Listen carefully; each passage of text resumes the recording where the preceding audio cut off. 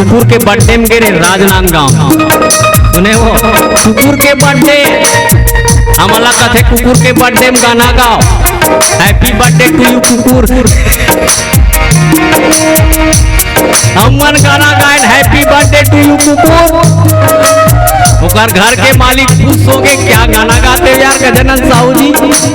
काय करबे दादा 12,000 में बला तक गाना गायन लागी। हैप्पी बर्थडे कुकुर मनाता है, कुकुर के आंखों में केक काटत रहा है, काबर काटत रहा है।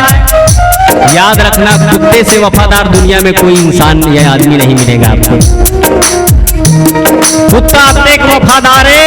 अरे एक कन भात दे देवे तोर माटी नहीं करे, और तोर मितान ला 50,000 पैसा दे दे तोर मुंह नहीं दिखाए हुआ।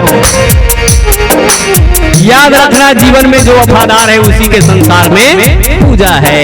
हाँ, ये जीवन में वफादारी सीखना है तो कुकुर से सीख।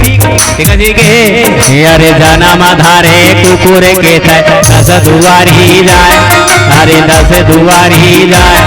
अरे जूता खटाला खा के कुकुर जिंदगी तोरे बीताए।